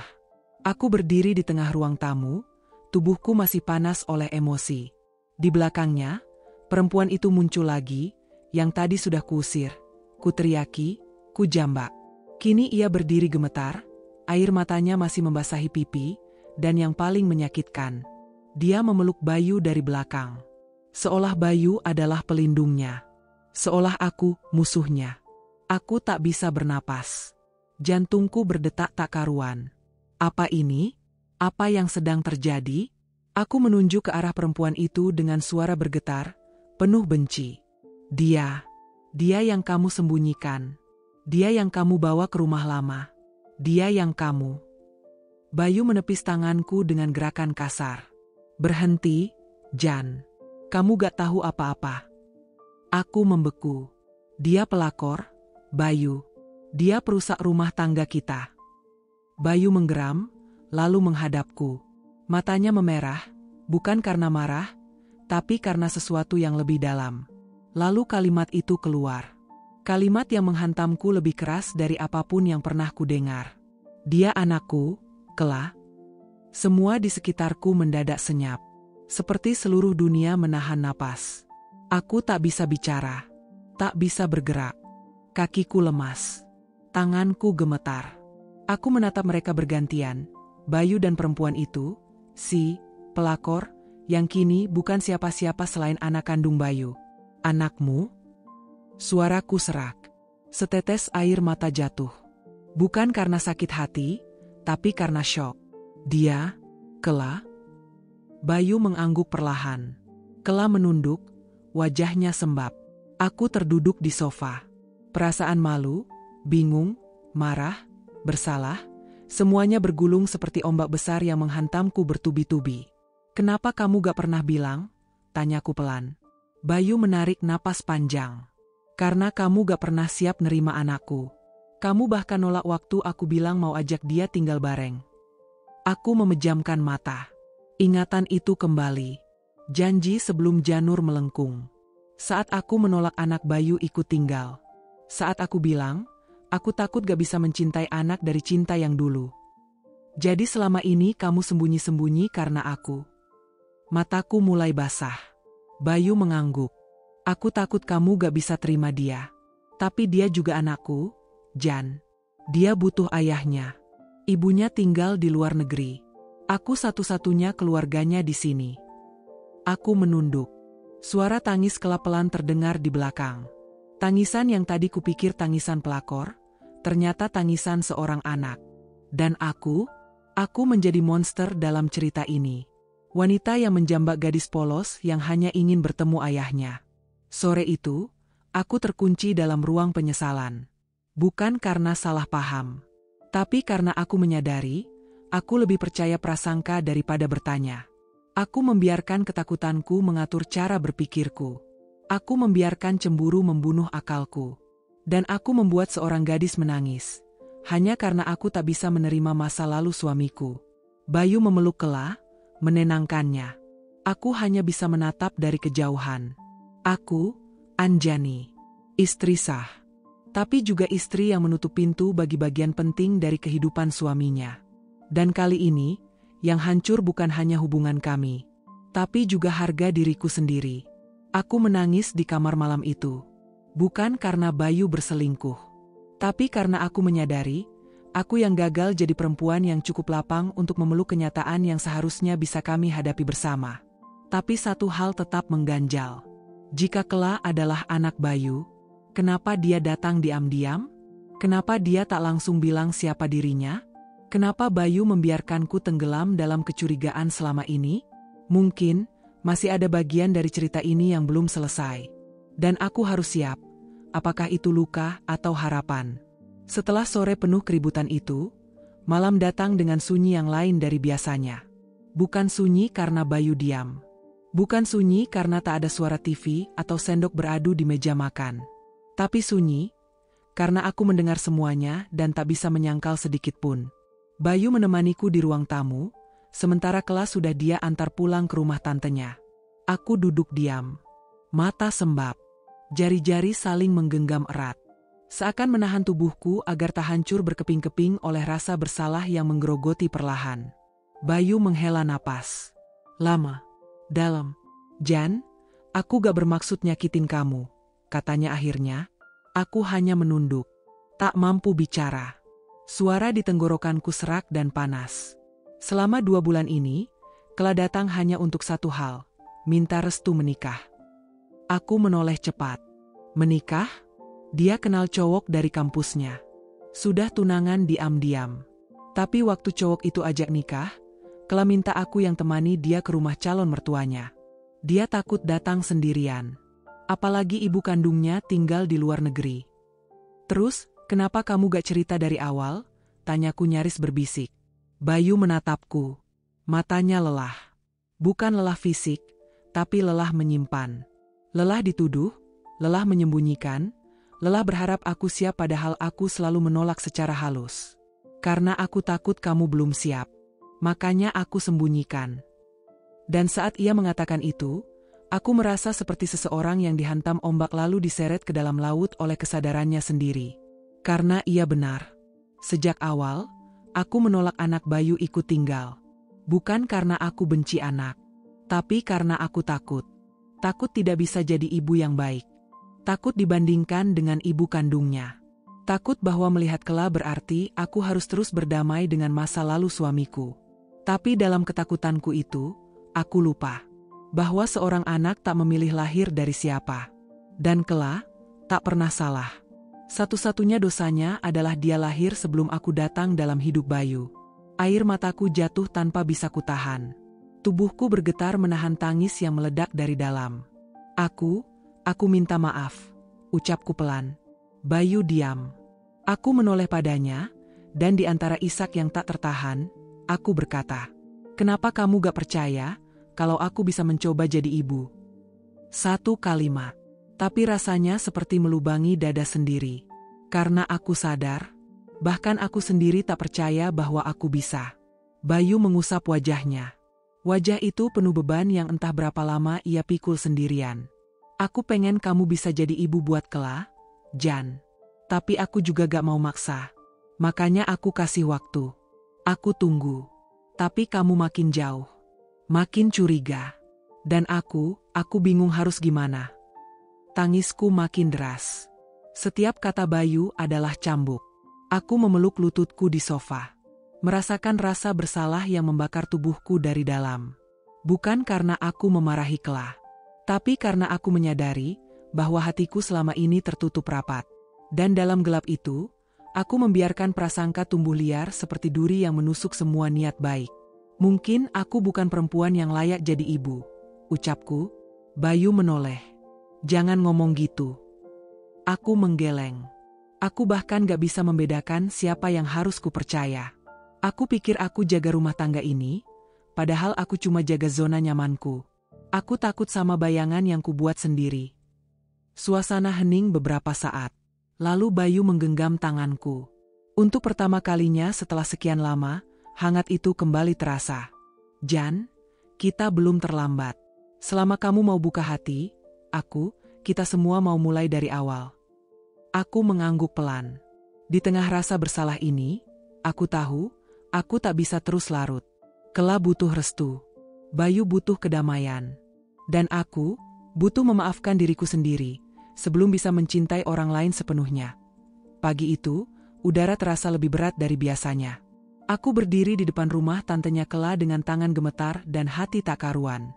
Tangan kiriku menggenggam kotak kecil berisi bingkisan sederhana, sehelai selendang, dan sepucuk surat yang kutulis semalaman dalam tangis.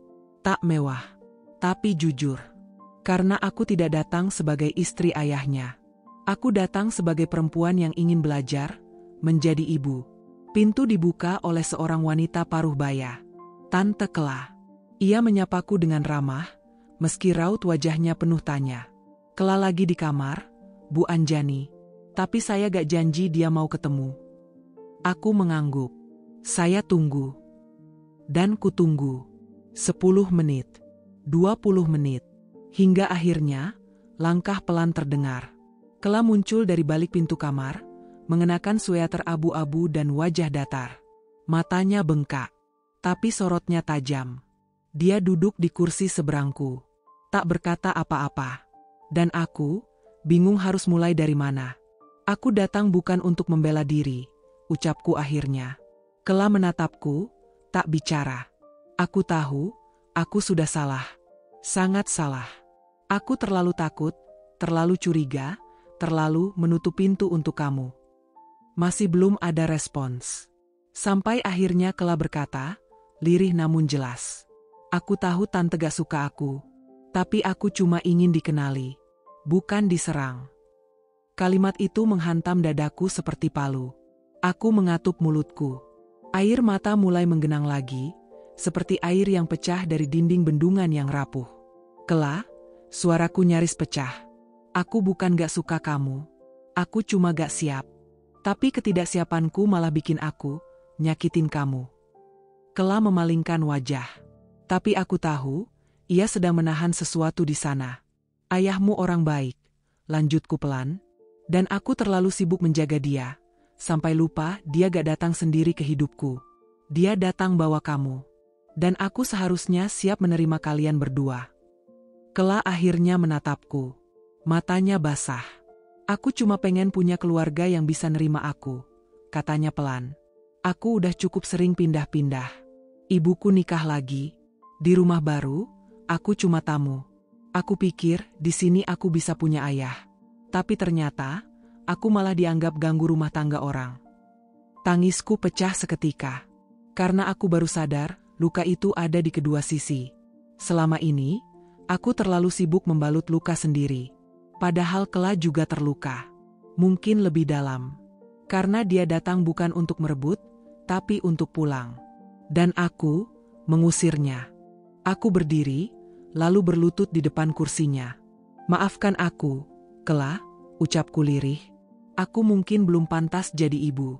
Tapi kalau kamu beri aku kesempatan, aku mau belajar. Dia menggigit bibirnya. Matanya penuh emosi yang beradu. Aku gak butuh ibu baru, katanya pelan. Cuma tempat untuk merasa gak asing. Aku mengangguk. Kalau itu yang kamu butuh, aku akan mulai dari situ. Perlahan, Kela berdiri. Ia menatapku lama. Lalu untuk pertama kalinya sejak kejadian itu, ia memelukku. Tak lama, tak erat, tapi cukup untuk membuat dadaku terasa seperti baru disiram cahaya. Hari itu, aku dan Kela memulai percakapan. Tentang cowoknya, tentang kuliahnya, tentang rasa kecewanya, tentang harapannya, dan aku mendengarkan. Bukan sebagai ibu, tapi sebagai sesama perempuan yang tahu bahwa luka itu nyata, dan bahwa rumah bukan sekadar bangunan, tapi tempat di mana nama kita diucap tanpa rasa takut.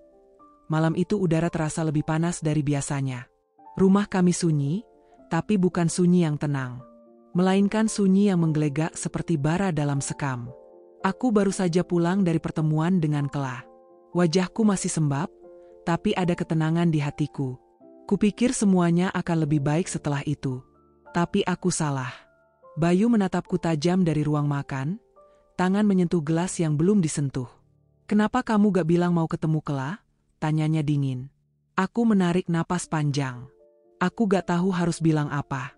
Aku cuma pengen bicara empat mata. Gak pengen kamu ikut dan bikin dia sungkan. Bayu mengangkat suaranya. Dia anakku, Jan. Dan kamu bukan ibunya. Itu kalimat pertama yang menusuk. Aku menatapnya. Napasku berat. Dan kamu suamiku. Tapi kamu lebih percaya sama asumsi sendiri daripada kasih aku ruang untuk belajar. Belajar? Setelah kamu jambak dia? Setelah kamu usir dia kayak maling? Emosi kami pecah, seperti gelas yang dibanting ke lantai. Aku berdiri dari kursi, tubuh gemetar. Aku memang salah. Tapi kamu juga gak adil, teriakku. Kamu yang membangun jurang antara aku dan anakmu. Kamu yang sembunyi-sembunyi. Kamu yang gak pernah kasih aku kesempatan buat menyesuaikan diri. Bayu membalas, matanya merah. Kamu yang menolaknya dari awal. Bahkan sebelum dia muncul. Kamu selalu lihat dia sebagai ancaman, bukan bagian dari keluarga. Aku melangkah ke kamar, lalu kembali, mengambil jaket dan tas kecil. Tanpa sadar, air mataku jatuh. Tapi aku menegakkan kepala. Kalau gini caramu menyelesaikan masalah, aku lebih baik pergi malam ini. Bayu terdiam, tapi tak menghentikanku. Kalau kamu gak bisa bedain luka dan niat baik, mungkin kita memang gak bisa nyatuin apa-apa lagi. Aku melangkah keluar, meninggalkan rumah yang dulu kusebut rumah tangga. Malam menggigit kulitku. Tapi yang lebih menyakitkan adalah perasaan kosong di dalam dada. Aku naik ojek online ke rumah orang tuaku. Sepanjang jalan, tak ada tangis, tak ada histeris. Hanya hening dan dada yang sesak. Sesampainya di rumah orang tuaku, ibuku menyambut dengan wajah panik. "Apalagi, Jan? Apa kalian bertengkar lagi?" Aku hanya menggeleng. "Boleh aku tidur di sini malam ini?"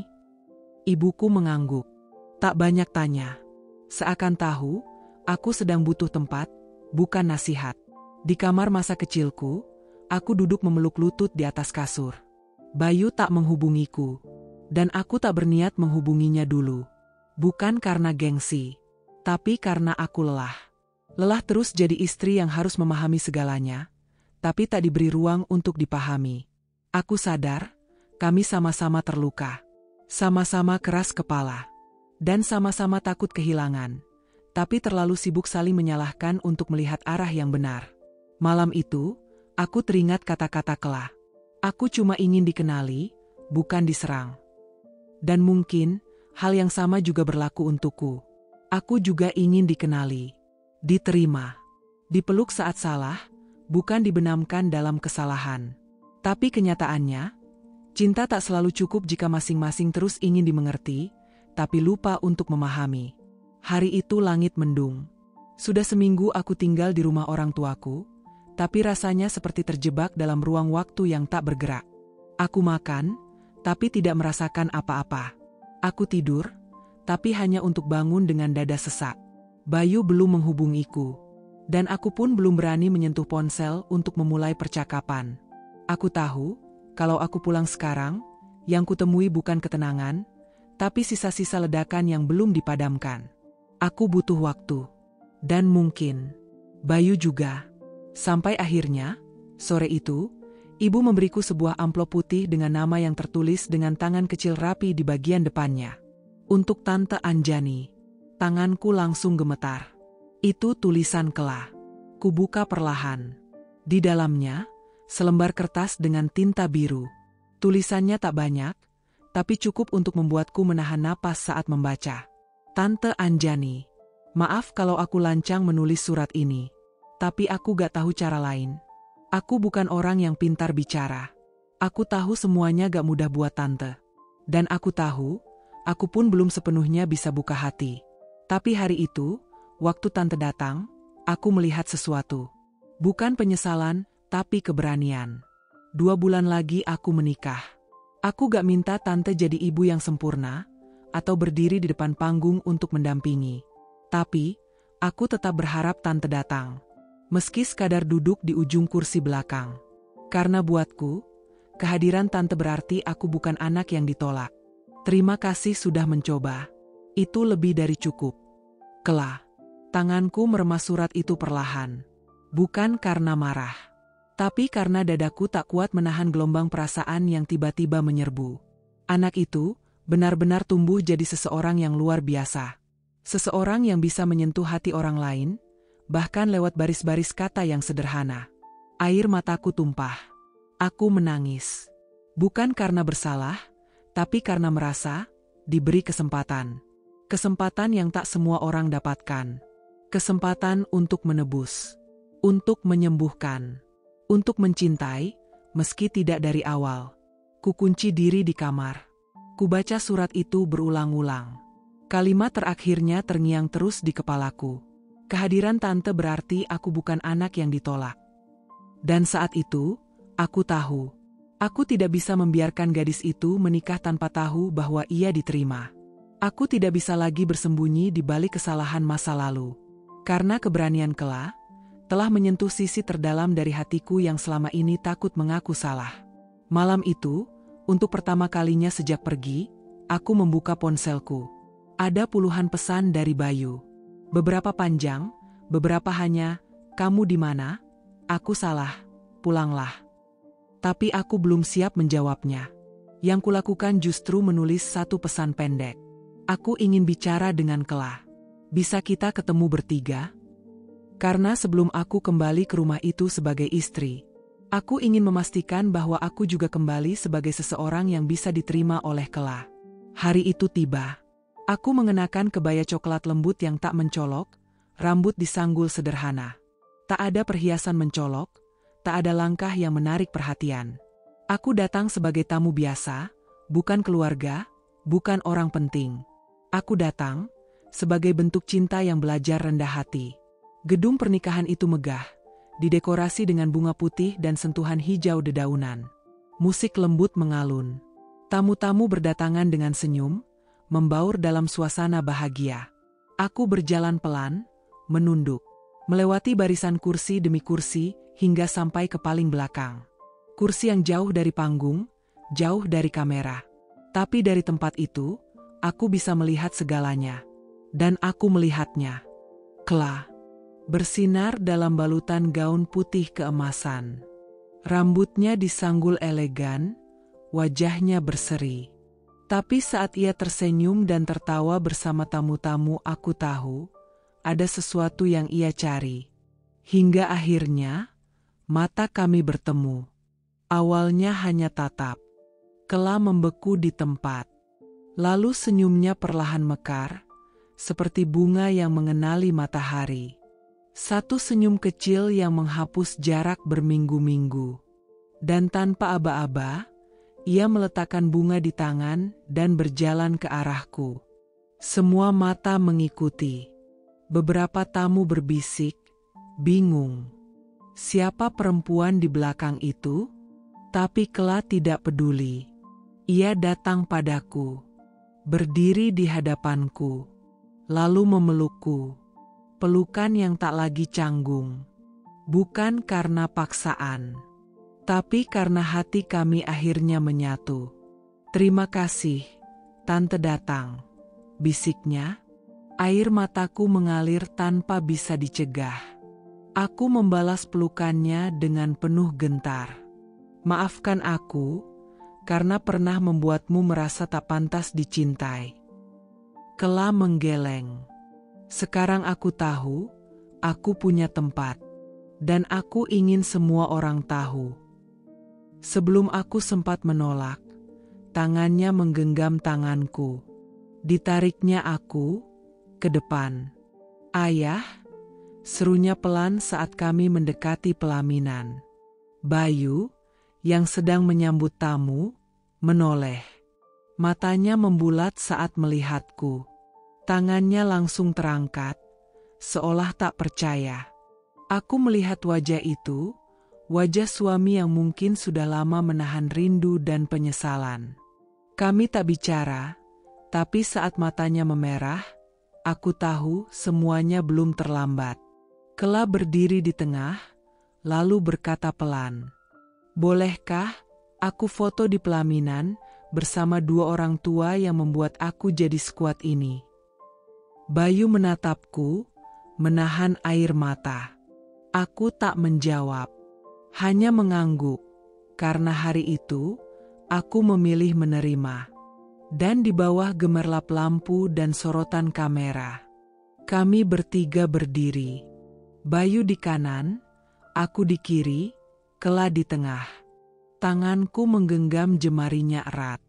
Untuk pertama kalinya, aku tak merasa sebagai orang luar.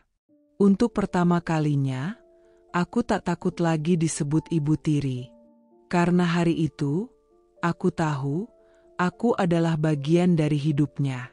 Sejak hari itu, segalanya berubah. Bukan secara tiba-tiba, bukan juga dengan keajaiban. Tapi perlahan, seperti mentari pagi yang menyusup lewat celah tirai, tenang, hangat, dan pasti. Aku mulai membuka hatiku untuk Kela. Kami tak langsung dekat seperti ibu dan anak yang penuh pelukan manis dan kata-kata manja. Kami masih canggung, masih belajar, masih mengukur langkah masing-masing. Tapi aku sadar, bukan pelukan atau panggilan, ibu, yang membuktikan cinta, melainkan niat untuk tetap hadir dalam suka dan luka. Kela sering mengirim pesan singkat, hal-hal sepele seperti, "Tante, tadi lihat baju kerja lucu, tapi mahal banget. Haha. Aku baru masak ayam kecap." Mirip masakan tante waktu itu. Suamiku suka cara tante ngobrol, katanya bikin nyaman. Kecil, tapi berarti. Karena dari situ aku tahu, ia tak menolakku lagi dari hidupnya. Dan aku pun tak lagi merasa asing di hidupnya. Bayu perlahan berubah. Ia lebih banyak mendengarkan, lebih hati-hati memilih kata. Dan kami belajar menertawakan luka masa lalu, bukan untuk mengabaikannya, tapi untuk menyadari betapa kuatnya kami karena mampu melewatinya. Pada suatu malam, di meja makan, Bayu menggenggam tanganku dan berkata, "Terima kasih sudah pulang."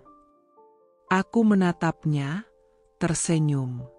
Bukan pulang, Bayu, tapi membangun ulang rumah yang sebenarnya. Rumah kami kini tak besar, tak megah, tapi penuh warna. Kadang haru, kadang tawa, kadang tetap ada selisih kecil di antara kami. Tapi itu wajar. Karena keluarga bukan tempat yang steril dari luka. Keluarga adalah tempat di mana luka bisa sembuh tanpa dihakimi. Dan aku tahu sekarang, kepercayaan bukan sesuatu yang diminta, tapi dibangun, perlahan, dengan luka, dengan keberanian, dan dengan hati yang mau sembuh. Aku, Anjani, bukan ibu kandung, tapi perempuan yang belajar mencintai anak dari cinta masa lalu suaminya. Bukan istri sempurna, tapi istri yang tetap bertahan ketika badai datang. Bukan wanita yang menang karena keras kepala, tapi karena memilih tidak kalah oleh rasa takut dan curiga. Aku pernah merasa rumah tangga ini retak tak bisa diperbaiki. Tapi ternyata, yang kami butuhkan bukan rumah baru, melainkan hati yang baru, yang mau belajar, membuka diri, dan menerima. Kini rumah kami mungkin tak lagi sama seperti dulu, tapi ia jauh lebih hangat. Karena di dalamnya, ada 3 hati yang akhirnya belajar menyatu.